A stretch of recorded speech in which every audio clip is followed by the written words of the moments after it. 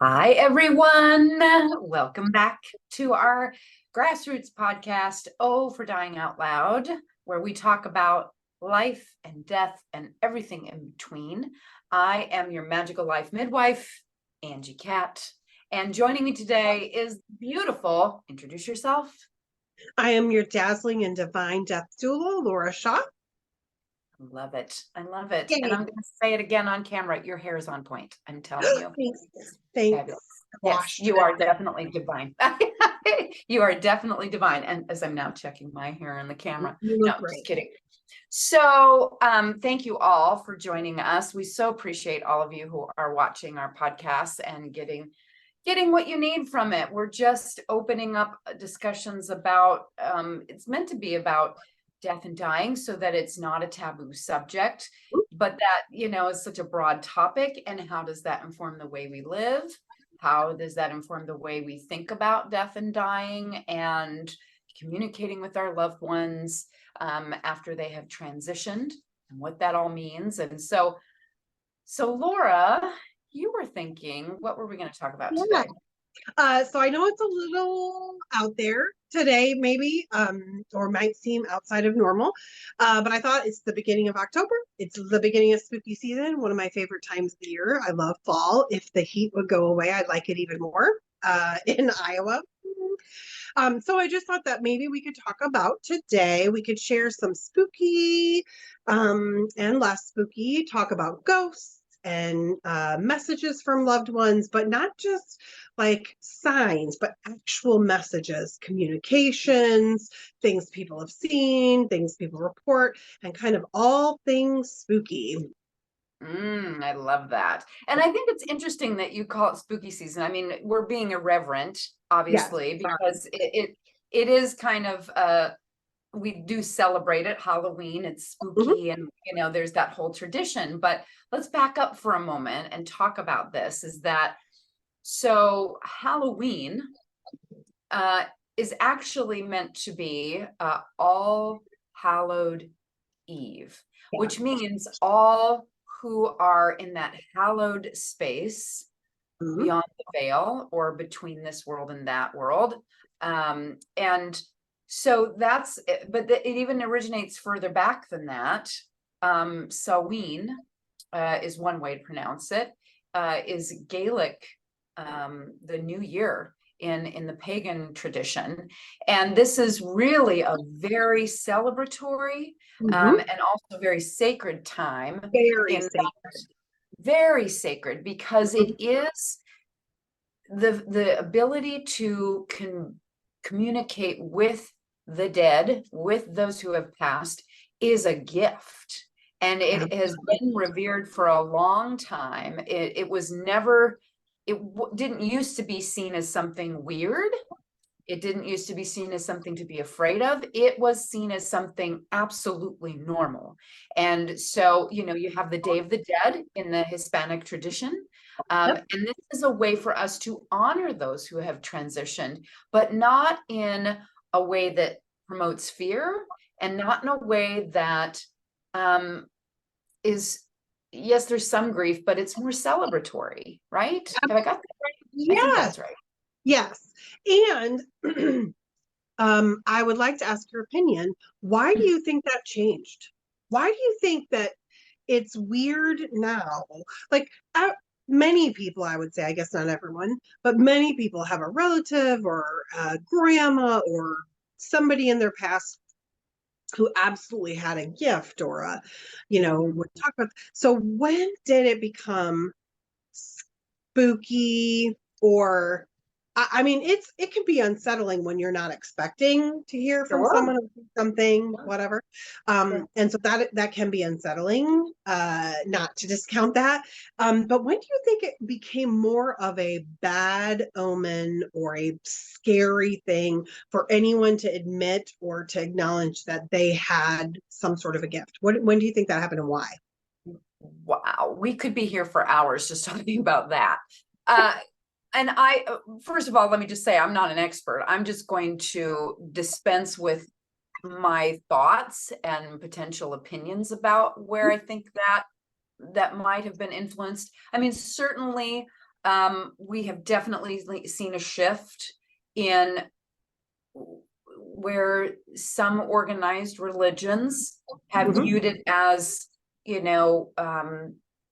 it's very scary, it's very scary. And so we promote that fear, and it is, communing with the devil. And it's, first of all, I don't believe in the devil. Sorry to spoil it for a lot of people. I believe that, the devil is described as a fallen angel. And aren't we all fallen angels? And I believe that the fallen angel isn't really necessarily Satan, who rules under an underworld. I believe that that's a metaphor for the fact that when we, as human beings, forget that we are directly connected to God, that we are divine, then we fall from grace and we act out from that space, right? Think about Mhm. it. When you were cussing that person in traffic, you were not connected to your oneness. When you were yelling at your kids, or you were saying something snarky or mean to somebody else, or treating them poorly, you were not centered in your oneness when that Right. happened. That moment you fell from grace. And when we do that, we create our own hell on earth. Right. To It's me, it's a state of mind. It is a right. So it's a disconnect from the divine, and whatever tradition or belief that a person has. It is that thing that connects us to the higher, greater good, Amakua, um, Mhm. whatever it is that the belief is that you have. And so it's just when we're off Mhm. center. Yeah, sure. Yeah, I love that. absolutely. Well, and if you think about it, here's what's interesting. The word sin is actually an archery term, and it means to miss the mark. Mm, So when we sin, it means that we've missed the mark. We have missed the opportunity to really connect with what is the highest and best response for, the benefit of all, right? And so that, so I mean, I think that there's been some muddying of the waters when it right. comes to all of our spiritual texts. We have, dispensed with the sacredness and have taken the meaning, and it, think about it. When you hear a story from someone and it gets passed on and passed on and passed on and passed on, it changes. Tweaks And a just little. a little, yeah, just a little bit. But then Mhm. it's become enough that it's, so Right. I think that that's part of it, is that our religious traditions have moved away from that, and certainly not all of them. And depending on who you follow or who you talk to, there may be a great reverence for that. I do believe that that is still there. It's just a matter of, where you're getting your messaging from, for Mhm. one. And then secondly, let's think about our media. Okay. What about horror movies Mhm. and the television series where, Poltergeist, so yeah, I'm not saying that there isn't some scary stuff that happens to people, Sure. okay? But when we sensationalize that, and some people, I cannot watch horror movies. I can't. I realize that it's fake, but I can't. It's just too alarming to me, to my senses. But when we perpetuate that, Mhm. even when it's fake, our bodies don't know the difference. Right.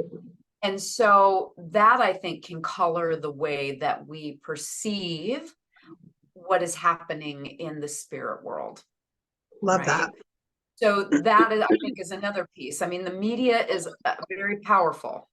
I mean, why do we? I do believe it's not the cause, but maybe one of the things that contributes to our propensity for violence in this country is violent movies. And I'm guilty. I love me a good Mission Impossible. I like the Bourne Identity.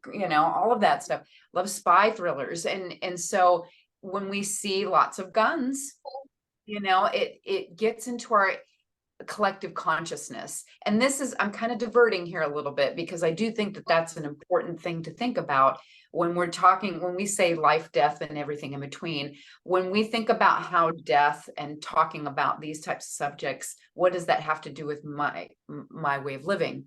Mm-hmm. Just as the food you eat has an impact on your physical health, the other things you consume impacts your mental health. Who you talk to, what you watch, how much you watch of it, what you read. Think about all of that as nutrition, and is it feeding you? And Right. so when you, I'm not saying people need to change their beliefs. Believe what you want to believe. However, this is where evolution happens, is when you're able to sit down with your own beliefs and go, why do I believe that? Right. And is this serving me? Right. We in my household we talk about that as the no singing at the table rule. So I grew up in a household where we weren't allowed to sing at the table. I have no idea why. And so of course my first daughter comes along and that was the rule, no singing at the table. And at some point in my life, I don't know when, but I questioned it. So I'm like, why? Why can't we sing at the table? That seems so benign. Right. So then Right. I asked my mom, hey mom, Yeah. can't we sing at the table? And the answer was, oh, I don't know. It's just, I don't know. I'm not polite. I don't know. And so then it's like, now I sing at the table and I encourage, and every time I go to their house, I sing at the table and I specifically tell other people, like, because I'm a rebel Yeah. and contrary. But so every time that there's a shift in, I mean, that was pretty small, but it's that bigger idea that I have independent thoughts and I Right. can question, why do I not sing at the table? And why did I teach my children not to sing at the table? And does that still serve me? Right, exactly. And while we might sit there and go, that is a benign kind of a thing, you think about what, as a child, if you hear that no singing at the table, what does that incite in you when you hear that? Oh, I better not sing at the table or I'm going to get in trouble or something Right. bad is going to happen. There Yes. must be a reason. Right. So circling back now, taking a long trip to circle All the way back. around. Sorry, Right, friends. all the way around. So I think that there's a number of things that have influenced the Mhm. reason why we are scared to consider that your spirit communication is very real. Right. And and the other thing I would say is that it doesn't happen for everybody, and it doesn't have to. The interesting thing in my belief and my experiences is that, for example, as a medium, I always often get this question, well, oh my gosh, I can't imagine being a medium. You must get, constant conversation. They're always talking to you. And I'm like, no, I don't, because I have a boundary, just like I do in this life. When I don't want to talk to somebody, if I don't want to socialize, I tell people I'm not going out. I don't want to socialize. Same thing with the spirit world. I'm not interested. Please don't visit me at 3 in the morning, because that's not going to happen. Right. Mhm. So you set a boundary for that. And I think that, we have these preconceived notions about what does it look like. And so I would just ask our viewership here, our small but growing viewership, Going. if you have any, when you consider, okay, how would I feel if spirit, my loved ones who have passed, friends, how would I feel if they came and communicated with me? Right. And check in with yourself. What is the feeling that arises in you? And just sit with that. No judgment. If it scares you, then just, maybe explore that a little bit. Do you want, are you okay with not communicating with spirit world? Great. Don't. Right. But if you are interested, I mean, it's how many of us, I think it's universal, I've talked about when a loved one passes, we love to get the signs. Oh, saw a butterfly again today. That's my grandma. I saw that dove. That's my grandpa, right? We love to get those signs. And so if that's universal and it makes us feel good, why not open that up? So communication with spirit, Mhm. that, just as there are a bazillion signs, there are a bazillion different ways that spirit can communicate with you. It's really about what your preference is and making that known to your spirit family, that, Right. Well, I prefer to have those signs with animals. I prefer to have signs with feathers. I found 2 feathers, turkey feathers, on my hike when I went out this weekend. Um, Angel numbers. We Mm. think it's not just angels that are speaking to us. It could be, our loved ones. You can actually cultivate this pretty significantly. It's like a muscle that you can use. And you could even like journal and write letters to your loved ones. So I did this a lot when I lost Toby because it was so painful. And so I would begin to write conversations with him in my journal and, just tell him how much I missed him. And, I wish that he would come and visit or communicate with me. And here's what's going on in my day or what have you. And I got to a point too where I would start with a meditation and then I would go into writing, but it's a little bit of automatic writing. And automatic writing, for those who have never done it, is really just allowing yourself to just be in this very receptive, meditative state and not censoring the pen or pencil and just writing.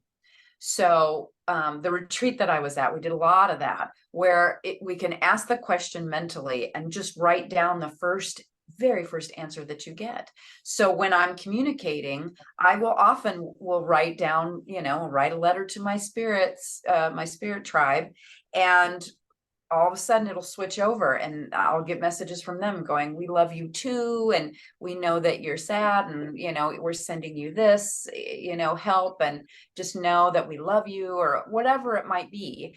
So there are some messages that happen that way. That has happened for me anyway, is through journaling and automatic writing. They might speak to you in song. And here's another interesting one though, and this is where I think it gets a little confusing and wackadoo for people, is that okay, we have the clairs, right? Right. The clairs, which are the Clairsentience. yes, well, that's one of them, is the gifts that we can use to communicate with spirits. So there's clairsentience, which is clear knowing. In other words, you get the goosebumps on your arms. You just get that, that real deep gut feeling that this is true. This message resonates, right? You just know. So it's a clear knowing. Clairvoyance is clear seeing. So not seeing with these eyes necessarily, although some people say that they do. That is not my gift. It could be images. So it might be a visualization that you get in meditation. I shouldn't say I don't have clairvoyance. Sometimes it'll happen where for me, it's I don't see a vision, but I get an image in my mind. So there's clairvoyance, there's cognizance. Okay. So cognizance is different in that it's clear knowing. Clairsentience is clear sensing in the body. So I apologize, I didn't make that clear distinction. So you feel it in your body with clairsentience. Claircognizance is knowing it in your mind. You just know it. I just know that to be a fact. Clairaudience is one that I have, which is clear hearing. And sometimes I do actually hear. Like I hear when Cinnamon or Toby here is meowing. It's rare, but I will hear that, or I will hear them conversing to me and I will hear it in their voice, but I don't hear it as a sound the way we understand it to process it through our ears. I just hear the message, if that makes sense. So there's clairaudience, and then there's one more I'm forgetting. Clairaudience, claircognizance, what's the fifth one? Why am I not remembering that? Clairvoyance, clairaudience, clairsentience. Claircognizance. Having a menopausal moment. I can't remember what the fifth one is. Okay. But there's a fifth one. We'll figure it out. It's 5. So anyway, the point is that you can use one or more of these and you can develop them, and that can be ways to communicate. I do know that there's it's kind of a sixth one that doesn't often get talked about. I mean, you can actually smell and taste. I forget, clairgustance, I think is clear tasting. Clairaudience is clear smelling. So for example, I was in a meditation, I was doing some energy work with a friend. She was doing some energy work on me. And I told her at the end, I said, wow, really smelled a lot of roses. So I don't know what perfume you were wearing. She goes, I don't wear perfume. And roses was my grandmother. So I just knew that when I smelled roses, when there was no roses around, that was a sign from my grandmother that she was near. So you can literally get all kinds of messages from spirit through your senses. Now, so I use clairaudience and claircognizance most of the time. That's how they communicate with me. I would love to see them. I would. But I think that there's a block there. And I think it's because the inner block is that I'm a little scared. Like, what in the world would I do if I actually saw a ghost? Right. Like, I think I would be scared, to be honest. Right. And, Yes. given my propensity to hate horror movies and how scary they are for me, I'm not surprised by that, Yeah. So, Well, I think that that's human nature, though. There are a lot of people who work in healthcare yeah, who have a lot of stories, yes. experiences. Oh, so sorry. So sorry. So they have a lot of experience. Right. Sorry, everybody. My oxygens have been a little off today, but so a little they have a lot of experiences that they've had. And I think that oftentimes, not always, but many of them are scared. Oh yeah. And because, right, you have this experience with a little boy or a person that is no longer there that no one else can see, and it's very frightening. Right. Um, Right. and you put that together, and eventually they figure out, sometimes Mm-hmm. they figure out who it is or what it is or Mm-hmm. what that thing, that energy is. And once they know the purpose and the meaning, it's less scary. But Right. I think it's just human nature that if Right. something is suddenly there, Yeah. that That no one else can see. right, I think that that's normal. So I think that it would make sense Yeah. to have a block. I think many people would have that block. It's true, because and you bring up a good point, is that because we don't have good mentors or people who train us how to see it, and that it is normal. Like, we don't grow up with our parents generally, if we were to see something, it's rare to have a child that grows up in a situation or in a home where they see things and their parents encourage that and empower them. Right, Right. It's usually, oh, it's just your imaginary friend, he's not really there. right.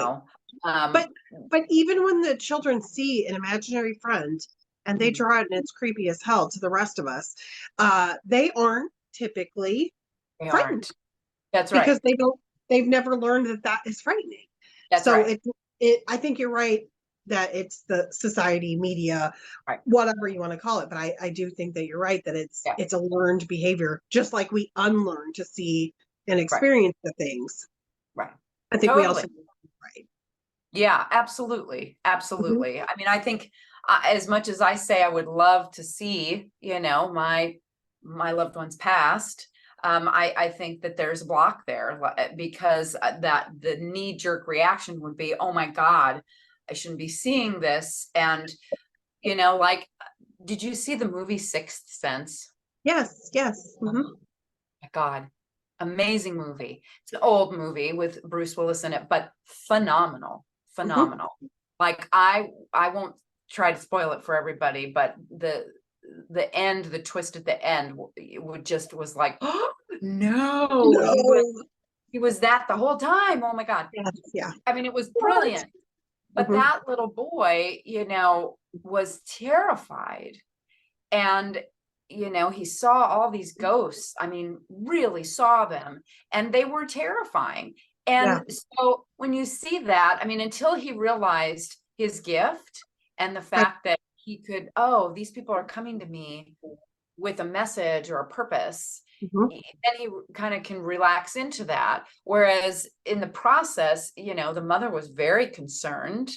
and had him talking to a therapist, and this is not normal and whatnot. And so it really, but that just watching that movie, as good as it was, still scares me about, like, because you expect that's how they're going to show up, you Right. know but it's not necessarily that way. So, and I can't speak for everybody's experience. Some people Right. have really scary Mhm. um, experiences, but I'm curious. I'd love to get somebody on here who has that, and to find out, like, do they think that that's because it's always been that way, or is it because that they're conditioned to see it that way? Does that make Yeah. sense?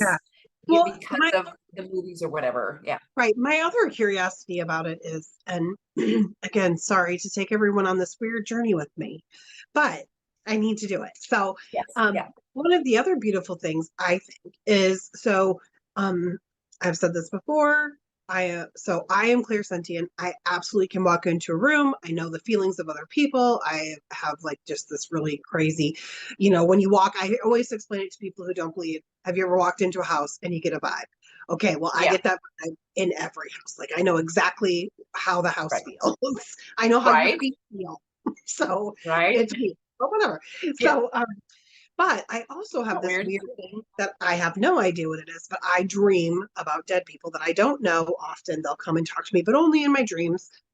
I don't know what that's about. I don't remember my dreams most of the time, but every once in a while, it'll just be some random human being who is now dead. And then I'll just have this whole strange conversation with them, and then they'll show up some other way in my life. So, but Totally. sometimes I think that the reason that there is some fear or scary experiences sometimes, and you could probably speak to this if I'm accurate or not.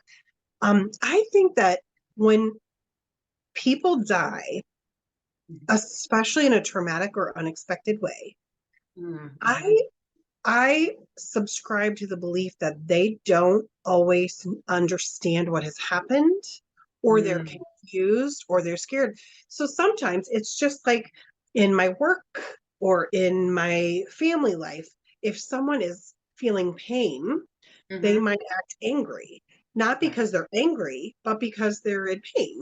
And Right. so Right. I assume the same is true, can be true when a person unexpectedly, or someone is like, I've definitely run across it in my doula work when a Mm, person is dying mhm, and they don't want to die and they yes. are angry. It Mhm. becomes this enraged anger. It's not that that person was a bad person, and I assume it's not their spirit that is an angry ugly. It's that Right. at that moment, that's the feeling they had, and they just have to work through that. Right. Right. Yeah, that's a good point. I mean, I went as a medium, I don't have anybody that ends up showing up to me to come and speak to me who shows up in that state. Right, They're right, usually, they're past, they're coming with the express purpose through me to right, provide a message, so I'm just a channel in that regards. Um, I have heard from other people who have encountered ghosts, if you want to call them that, or spirits, right. who are very confused, very, upset, disoriented, not sure, they need help crossing over. And in older traditions, pagan traditions, that's what a death doula would also help do, is to help usher that spirit into the afterlife. Right. Uh, and let them know that it's okay to go, and they're going to be greeted and what have you. There's lots of really fascinating books out there about that whole Mhm. thing. So I don't doubt that I think it's about how you approach those moments of death, right? Right. If you are if you are at peace, which what a wonderful blessing to be at that place. Maybe the transition to the spirit world is a little easier. If you're not, And there is we all know that underneath anger is a lot of fear, right? Yes. Yep. So, I mean, that's a primary emotion. And so if that's kind of the energy or emotion that we're going into it with, we may experience that for a little bit as a spirit and be disoriented, like, oh my gosh, I don't know what's happening, right? Because we don't, again, nobody goes to school and says, here's the manual for when you die, and here's what it's going to look like, right? So Right. we're left to our own devices, Mhm.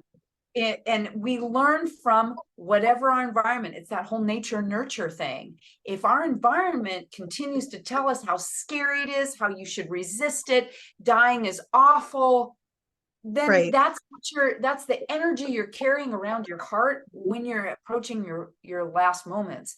And I think you and I can agree and come together in the fact that this is one of the reasons why we started this podcast, is so that we could release that, so Right. that you could relax in your life, so that Yes. you could have an easier time of Mhm. transition and not be so afraid. Right. But that would be my theory about Mhm. why some spirits show up as being kind of disoriented and fearful and maybe angry, is because that's the energy that was present when they passed, Right. and around their beliefs around dying. I think maybe it was you, and I believe it was you, who once talked about people. So I have had experience in death doula work where the dying person was terrified that they were going to hell.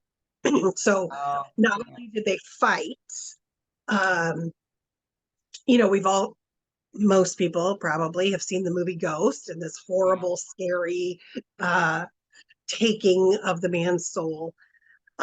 So I've definitely run across people who feel like at the end they're scared they're going to go to hell. We've had it in our coffee and conversations with death where people will come and talk to us, Yeah. and we'll say no, like I would challenge that belief for you, and this is why I would challenge this belief for you. um so I definitely think that you have actually said in the past that if you go into this expecting that that's what you're going to experience, that yeah, you may manifest that in your own head. So instead of Right. loved ones coming to get you or angels, it will be scary things, which I've only known personally one time, and then I've heard a couple of other people have experienced it. Um, but I have never, like, I don't want everyone to think that I'm saying you have a free pass and you get to murder people and bad things Oh, won't happen to you later in life, because there's this whole karmic cycle. There's, whatever. I'm not going to talk about it's that. consequences. You have Right. Yes. consequences for your Yes. actions, but Yeah. it's But not eternal damnation. right. It's not the death process. So Right. I think that maybe the reason that people have fear around the experience of death, their own, which is a little Right. FOMO, Right. fear of missing out. But Right. um, Yeah, for sure. right, but also you're right. It's like it's the unknown a little bit. And what you're right, what people have portrayed in the media and movies and in popular culture, because when you go to a group of humans who have a different cultural experience, it seems like they approach death with like they do birth, with a Right. greater knowing or understanding, which I think is amazing. And Yeah. that's what I hope that we can Right. help people get to, that it's just this beautiful, lovely. Uh, I still think it's amazing. Anyone, which I'm going to ask you this too. Uh, do you subscribe to the belief that every single human being on this planet has the capability to tap into these things if they exercised? Tap into the gifts of being able to communicate with Yes. spirit. Yep. Yes, Yeah. Yeah. absolutely. Yeah. Absolutely.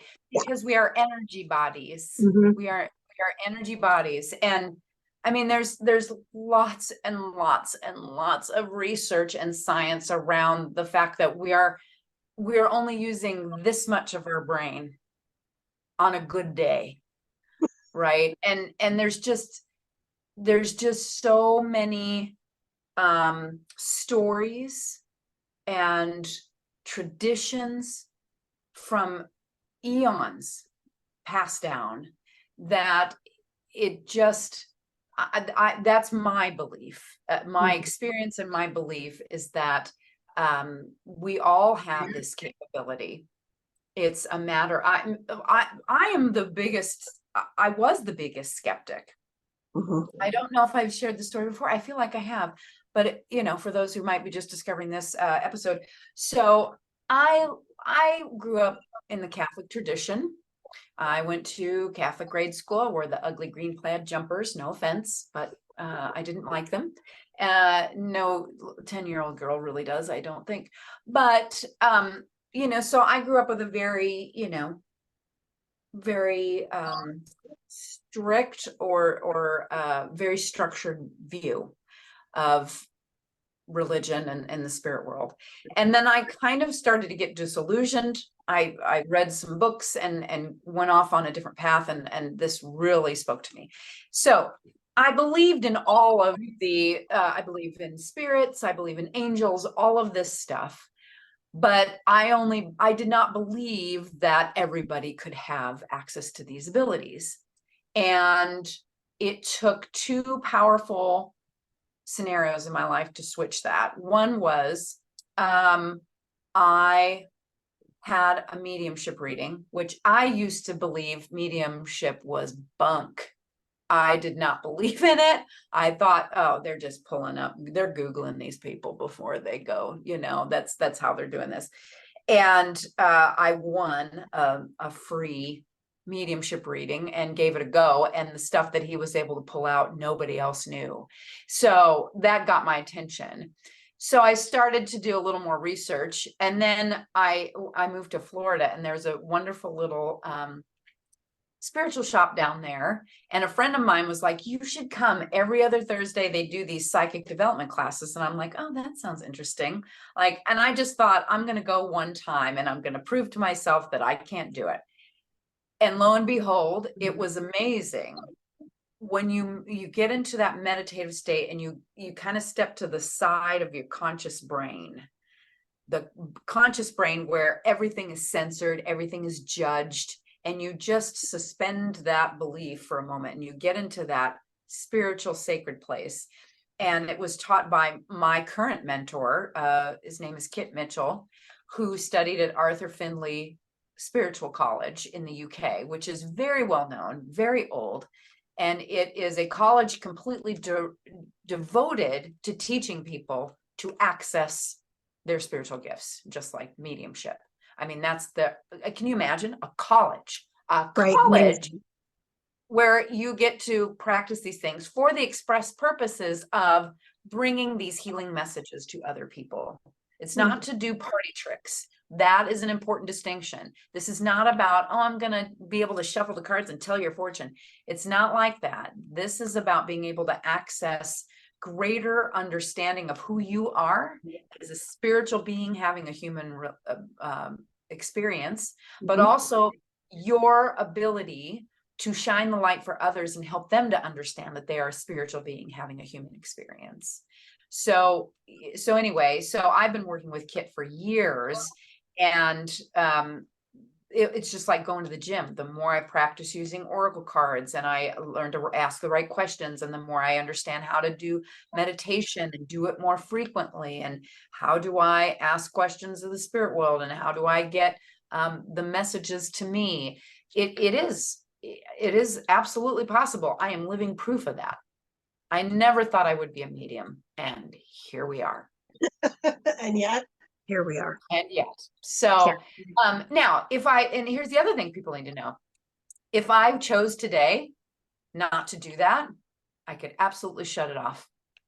I could shut it off and say, nope, I'm not interested in doing that. Nope, I'm going to sell all my card decks. There's a lot of card decks. Right, I have an issue. I need an intervention.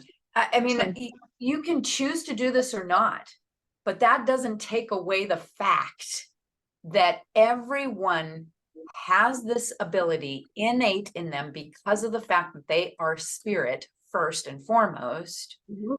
but you have also free will. So you can choose to use it or Right. not. I love that. Yeah. I love that. Yeah. I think that one of the greatest things that I have learned from you, I've learned a lot of great things from you. Oh, I thank think you. one of the greatest things that I've learned from you is the idea that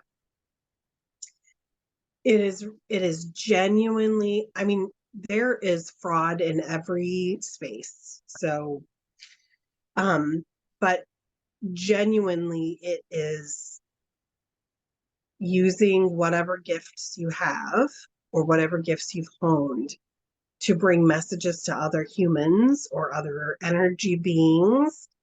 And Mhm.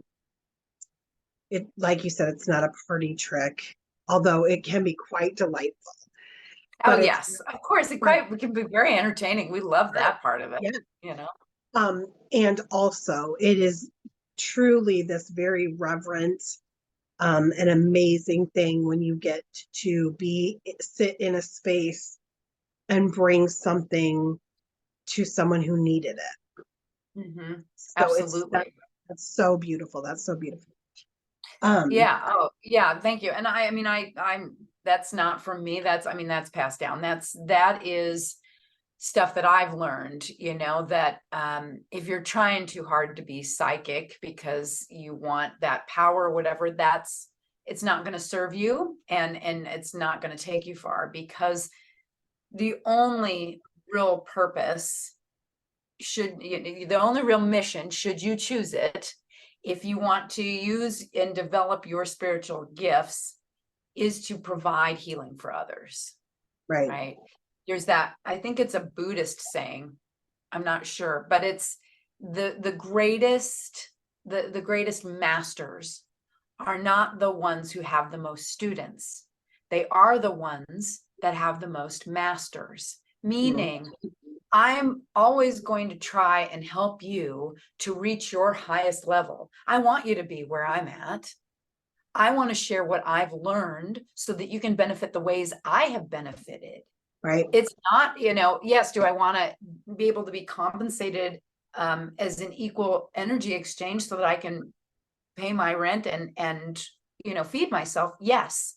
But if I'm doing it from that space of I'm going to make a lot of money, that's that's not my highest priority.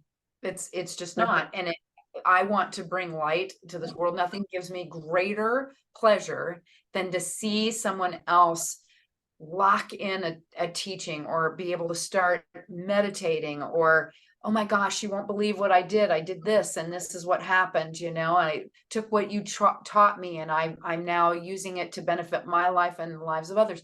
That's the best compliment. mm, That's the best compliment. Like, it's when I was a yoga teacher, still am. I just not doing it on a regular basis, but I was a teacher trainer, and nothing made me happier is to see my students have their own classes, have their own studios, get their own following, teach people so that they can bring the gift of yoga to them. So the question is, what gifts are you bringing to the world? You can use spiritual gifts to heal others, or you can just use your kindness and compassion and serve in whatever way feels right to you. I've chosen, and on some levels, I think spirit has chosen me mhm, to use these gifts for the greater good of others. The moon circles that we do for yeah. women, that is I get so much, don't tell the girls, but I get way more out of it, I think, than they do. I do. I don't know. We get a lot out of them. But I feel that tribe growing, and that fills my cup to know that, oh, we're coming together and we're talking about this stuff, and we are encouraging each other to live our highest and our best. Right. That's what. So, yeah. So Um, messages from spirit world. It's really not about, oh, let me show you what I can do. It's because you've come to me wanting to connect with your loved ones because there's a sadness there, or there's just, you want some comfort in being able to connect with them again. So I'm going to give you that message to provide you with healing and comfort. But then if you're willing, I'm going to teach you how to do it yourself. You work yourself out of a job, which I love. Yes. Yes. But still come to circle, please. Yes, I'll always. So before we leave this space, first of all, big shout out to my beautiful friend, Angie Cat, who is a spiritual medium. Excuse me. And she does have amazing groups through Illuminations in Cedar Rapids. But also she has a lot of coaching that she can do for you one-on-one. So please check her out. But Oh, you're so so sweet. all of that aside, soulful living. So that's Thank yeah. So before we leave here today, I want to know if you think that as we enter this most amazingly sacred of seasons, if there is people often talk about the thinning of the veil at this time of year or whatever, that it's more. Do you think that it is legitimately easier to communicate at this time, or is it because we've created the space for it to be easier to communicate? I think it's the latter. First of all, I got this from my mentor Kit, which is, I just love it. He's like, there's no such thing as the veil. There's no such thing as the veil. It's literally, if you impose the spirit world on top of our world, it's all one. It's just that we have not trained our faculties to engage with this world and the spirit world at the same time. For many of us, we haven't, right? So it's here, right? The spirit world is here and everywhere. It's in everything. And I don't subscribe to the belief that there is a thinning of the veil at certain times. What I think happens, because they talk about like dusk and dawn are also thin times, and Halloween is a thin time and this kind of thing. So winter solstice. I think the reason why they are billed as such is because we have created a sacred container and an intention in that moment. Anytime you create a sacred space to communicate with spirit, you can do it on a Tuesday at 2:00 if you want to, but it's about quieting ourselves. It's about creating that reverence. It's about cultivating the ways that you wish to communicate. And it could be in a variety of different ways. I've taken lots of different meditation classes, and I mean, it could be, you can visualize and you can make it like fun and, call them up on the phone and, or it could be in a very reverent meditation. You light candles or everything. It is an intention. It is your intention. When you say, I am creating space right now, and my intention is to have direct communication with spirit. That's what it is. We've created this sacredness around Samhain, Halloween, All Souls Day, winter solstice, whatever, our religious traditions. When we go to church, right? That was a very sacred space. We may hear messages that we need to hear when we go to church that lift us up. It can happen anywhere, but it's just simply, it can happen all the time if you want it. So yeah, so I do love the idea that we create these sacred spaces and these sacred holidays and keep doing that. But I also, this is the whole point and the impetus for what I do with my work at Soulful Living is, how do you create a soulful life so that every Monday, Tuesday, Wednesday, Thursday, Friday, Saturday, Sunday is a sacred container for communication with spirit. You are constantly co-creating with spirit. How do you create reverence and sacredness around that so that it's just as juicy every day of the week as when it is on Halloween and winter solstice and all the other beautiful sacred holidays that you have? Love that. I love that. Yes. So I love that you took us on this journey today. So it's not very often that I get to pick at you a little bit about not just the life, death, but I really like, we don't spend enough time talking about um the messages, the communications, the things. But this season, Yeah. people might be more open to it Yes. because it's Yeah. free. Thank you. I'm so glad you brought it up. I'm always, I want to be respectful of people when they're navigating that grief transition. Of course. And not everybody is at the same belief place where you and I are. And we're not trying to convert people. We're just trying to open up the door to go, just consider, just Yeah, consider that there might be some other possibilities that could shape the way you view death and dying, and the afterlife in a positive way, right. because it is so beautiful. It is such just as beautiful as a baby entering this world, so too is the beauty of exiting this world. And Yeah, I want us to continue to talk about that so that people aren't afraid anymore. We right. gotta, They're not afraid, no matter what it looks like, no yeah, matter abrupt, drawn yeah, out, scary, awful. The getting there is not necessarily pretty, and sometimes it is really, really challenging. Um, yeah, and there's still beauty. That's an important thing. There's still beauty. absolutely. Yeah. Yes. Thank you for bringing up this topic. It's always a delight to be with you, my dear friend Laura Shaw. And we'll wrap it up. Otherwise, we could be on here for hours. Hours. Hours. So, excuse me. Thank you all to all of you who watched and listened. We'd love to hear your comments and your feedback and topics that you're interested in. If you are in the Cedar Rapids area, check us out at Illuminations. We do coffee and conversations with death once a month. We do the Sisters of the Moon Circle once a month, and So I'm feeling the call to do more teaching. So I've got some more workshops that are coming in October, November. I'm already planning for next year. yay. So come, let's learn from each other and let's make this a really wonderful, sacred experience on this planet. Amen. So, all right. Thank you all. Bye. Bye.